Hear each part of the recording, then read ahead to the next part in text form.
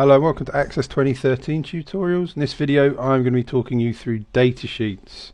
So if you want to play along, follow the link below the video to the download section of the website and download DB09 and open it up in 2013. If you've come to this video from the last video, because I said I was going to show you how to open up a record to a specific, or open up a form to a specific record, then I am a liar.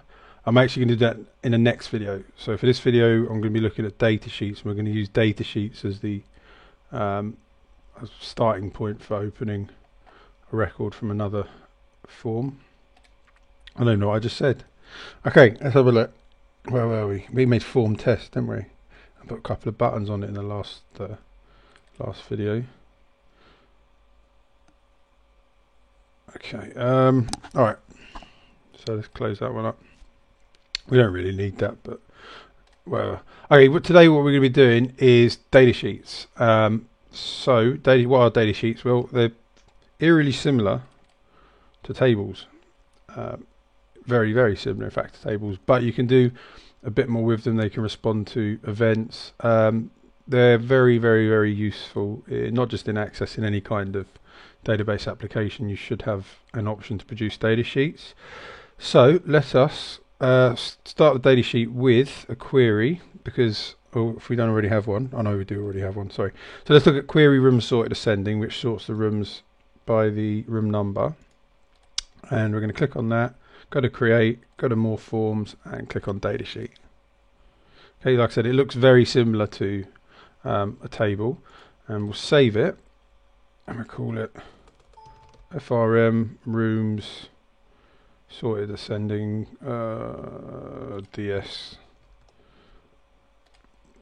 DS is for data sheet, if you haven't worked that one out already. Now, data sheets present the data in a similar way that a table does, in that it's lists of data going down as one does. Advantage over tables are that if you base the data sheet on a query, you can actually sort the records, as we've done here, by room number, because the table we've got a couple of anomalies. We've got 401 here and 204 here. I did that deliberately just to demonstrate that stuff doesn't always get entered in order in a table. It can happen. So one good thing about data sheets, we can base off of a query. Another good thing about data sheets are events. So if I click here and go to the property sheet, I've got a list of events, and I will be covering the click event because that's what I'm going to use for rooms data entry to a specific record, but I will be doing that in the next video. Other good things about data sheets are conditional formatting.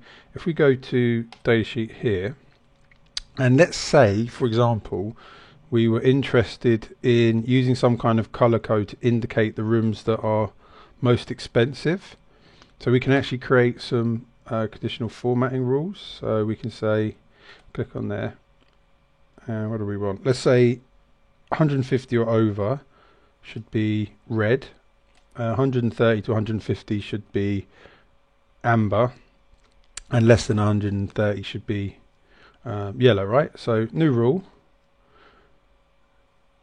Bearing in mind up here, it says show me formatting rules for cost per night. So we're interested in this field. So we've clicked on new rule, and what we want to do is format only cells where the field value is between, well, let me think, actually in this case it's greater than 150. Okay, so that's the rule. Now what do we want to do when it's greater than 150? Well, we want to make the back of the cell red, and we want to make the front of the cell probably, or the letters white, so we can see them. And if we click OK and then apply, you can see that 2 of the cells have been affected. So now let's do another rule. Okay, and the field value is between 130 and 149, and we want the back of the cell to be amber, because that's closest. Oh, sorry, this is the writing. The back of the cell needs to be amber. Oh, it's not even close to amber. It'll have to do. And the front of the cell white, does it show up? Yeah, that's alright. Press OK and apply. Okay, and new rule. which is field value is less than and 130, and we want back of the cell to be yellow. Which yellow do we prefer? Let's take that yellow. And the front of the cell, white's no good, let's go black. Okay, and apply. Okay, we've got a small anomaly because the 150s haven't come up. Between 130 and 1 greater than, okay. We have to edit this rule. So click on it, edit rule, greater than or equal to 150. Apply, okay.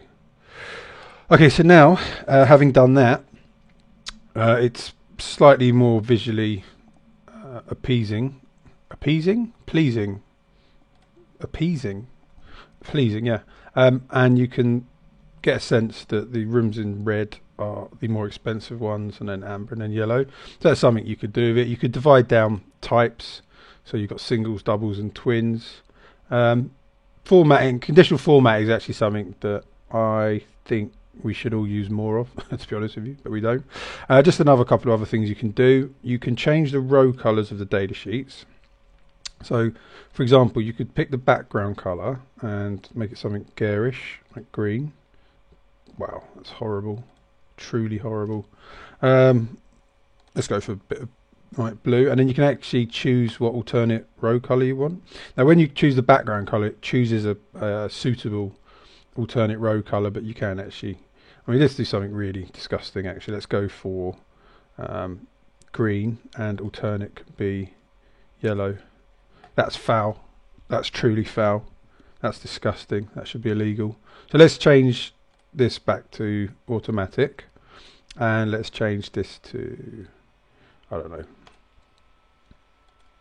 bluey, a bit darker blue, something like that. I don't really care, to be honest with you, just something that makes it stand out a little bit. So yeah, you've got alternate row colours there. You've got conditional formatting. Do use conditional formatting, it does make a difference. One other thing I will mention about data sheets is if you click in here, and this is what we're going to be using to open up the form in the next video, and we go over here, and where it says display as hyperlink, just change that to always, and then in data sheets you get this nice ability to be able to treat this particular field as a button, which kind of like a button because you've got the little hand, little thing, but it does make a difference. That's kind of nice. Okay, so that's data sheets. Hope you enjoyed that video as much as I did, really. And I'll see you in the next video, where I will be showing you genuinely how to open up a form to a record that you click on in another form. Okay, so thank you for watching, and I shall see you then.